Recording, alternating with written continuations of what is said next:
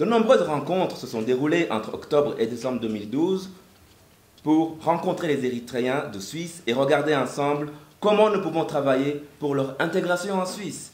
Pour accomplir cela, la présidence du Conseil a parcouru un marathon extraordinaire de l'intégration en fin d'année 2012 et je vous donne seulement quelques exemples.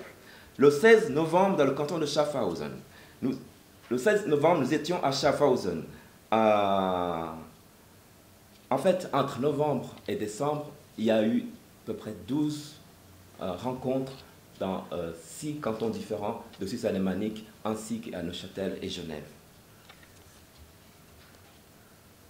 Le dernier paragraphe de la page, ça va parler de le dernier grand événement de l'année 2012.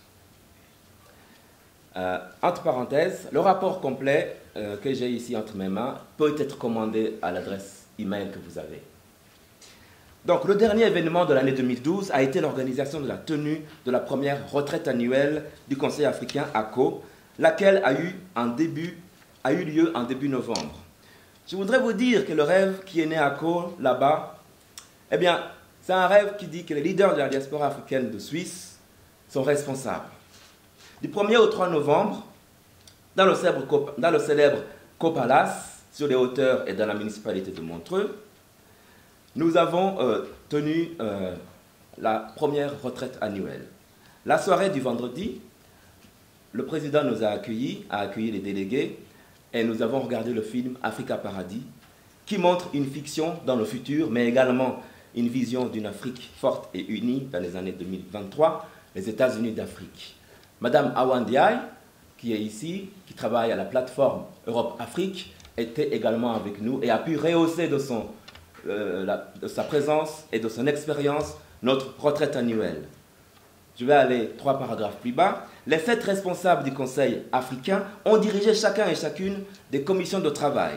Et au terme de cela, nous avons présenté le programme de législature 2013-2015 pendant la plénière que j'ai eu l'honneur de présider. Alors, parmi les points forts des commissions présentées en assemblée plénière et adoptées en assemblée générale sont la création d'un groupe politique africain et l'inscription du Conseil africain comme membre consultatif du Conseil économique et social des Nations unies. Ces 2 grands projets font donc partie de la commission droit et politique, dont le responsable est également le président du Conseil africain.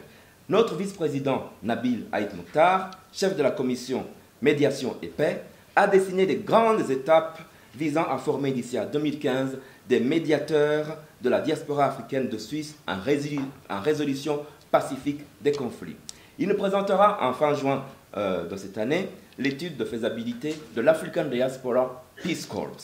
De même, pour moi-même, secrétaire et chef de la commission Empowerment and Capacity Building, je prévois une formation en leadership, donc tout ça c'est un groupe évidemment, pour les responsables de la diaspora africaine regroupés au sein du Conseil africain, ainsi qu'un forum économique de la diaspora africaine de Suisse dans notre capitale économique à Zurich.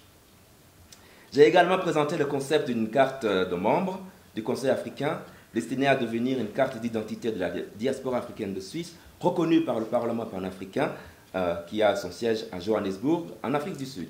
Ma collègue, la Nigériane Cynthia Günther Fregene, chef de la commission éducation et santé, a présenté le programme bisannuel de sensibilisation aux thématiques sport, aux thématiques éducation et santé, par la musique, le théâtre et les jeux électroniques.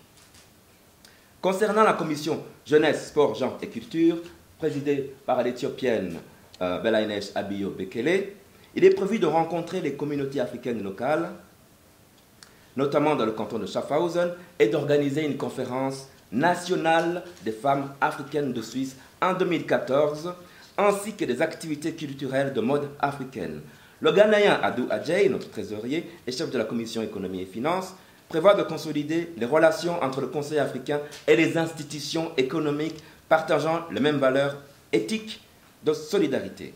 Pour les membres de sa commission, il prévoit également une solide formation en business management, transparence et gouvernance. Cette commission, spécialisée en économie et finances, a développé l'idée de créer une montre Africa Time, mais avec le logo du Conseil africain à l'occasion de l'année célébrant le 50e anniversaire. Ce n'est pas celle-ci, mais c'est un petit prototype. Nous espérons pour cela le partenariat en fait scientifique et technique du groupe Swatch. Avec les formations en business management, transparence et gouvernance, la Commission économie et finances se veut comme la centrale budget du Conseil africain. Notre autre vice-président, Thomas Erleman, est responsable de la Commission information et communication.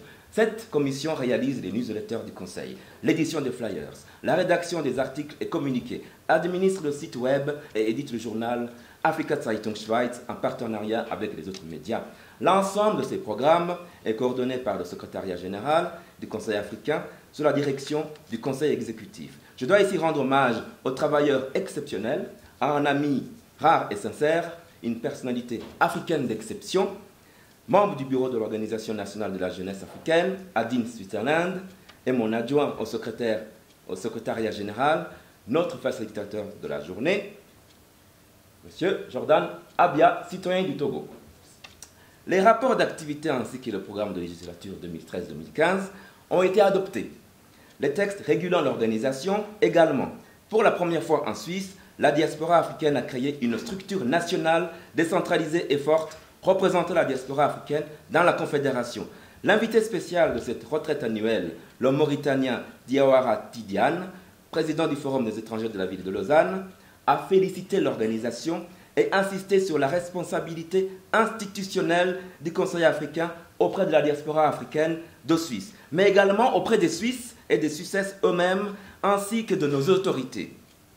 M. Tidiane a également été félicité par le Conseil pour avoir été élu comme représentant de toutes les communautés migrantes de la ville de Lausanne, en honneur pour l'Afrique et la ville de Lausanne. La première retraite annuelle du Conseil africain a été à la mesure de son premier congrès. Un succès en termes de représentation et défis relevés. Un encouragement pour ouvrir cette année 2013, célébrant le 50e anniversaire de la création de l'Organisation de l'Unité africaine. À un moment que la diaspora, 6e région économique de l'Union africaine, fêtera avec les habitants et habitantes de Suisse, réunis autour du corps diplomatique africain, présent à Berne le 25 mai prochain, et le 31 mai au Palais des Nations Unies à Genève, à l'occasion des journées de dialogue Suisse-Afrique que mon père, Deo Hakizimana, a créé il y a 13 ans dans notre village de Vernier, dans le canton de Genève. À lui et à mes parents, qui ne sont pas avec nous aujourd'hui, je leur dois la vie et je tiens à leur remercier ici sincèrement pour ce beau cadeau. Nos activités ne cessent de croître. Avant la tenue de ce congrès, aujourd'hui, nous étions à Solothurn, à Fribourg, à Vernier. Nous étions à Fribourg. Plusieurs fois en fait à Fribourg. Et nous avons à chaque fois eu des relations nouvelles et belles avec les communautés locales, suisses et africaines, ainsi qu'avec les délégués cantonaux ou municipaux en charge de l'intégration. Fribourg, en fait, a été pour nous un grand moment, car nous étions en octobre dernier. Nous y étions là-bas et nous y sommes retournés plusieurs fois pour travailler à l'organisation de la vibrante communauté africaine locale. Bien sûr, nous avons reçu des coups ici et là, mais c'est le prix du succès. Nous devons quand même travailler sur notre communication afin d'éviter au maximum les malentendus qui pourraient naître. Que ce soit auprès des officiels ou auprès de nos membres ou futurs membres, nous avons vraiment besoin de vous. Comme vous le savez déjà, nous avons un 2e anniversaire à célébrer en Suisse. Il y a 50 ans ici à Berne, la feuille fédérale publiait le message du Conseil fédéral à l'Assemblée fédérale concernant l'adhésion de la Suisse au statut du Conseil de l'Europe. L'adhésion fut réalisée le 6 mai 1943. En pleine guerre mondiale, le 6 mai 2013, cette année, la Suisse fêtera le 50e anniversaire de l'adhésion à l'organisation qui a créé la paix en Europe. Le 6 mai, en tant qu'Africains, nous sommes heureux de vous inviter à fêter le double cinquantenaire des indépendances africaines et de l'adhésion de la Suisse au Conseil de l'Europe. Le 1er et 3 novembre de cette année, à Genève, à l'occasion du lancement de notre festival qui vise à promouvoir une citoyenneté positive et active auprès des jeunes, ainsi qu'un partenariat stratégique Suisse-Afrique pour la reconstruction des zones affectées par les guerres et les conflits en Afrique. Le festival Beat for Peace. Pour la première édition, nous avons choisi comme pays invité la Somalie, afin de l'encourager dans ses grands efforts de reconstruction nationale après la guerre civile qui a fait d'immenses ravages, surtout auprès des jeunes. En 2012, Suisse Info avait dit que les Africains de Suisse s'organisent et le NZZ avait dit que les Africains ont une plateforme. En 2013, nous sommes devenus une véritable structure d'opportunité politique. Notre président, par exemple, a été nommé par le Conseil fédéral comme membre de la Commission fédérale contre le racisme. Une institution présidée par la genevoise Madame Martine Brunswick-Graf, que j'ai aussi rencontrée il y a 10 ans à Genève lors des journées de dialogue Suisse-Afrique. Madame Brunswick-Graf viendra et prendra la parole cet après-midi au nom de la commission qu'elle préside.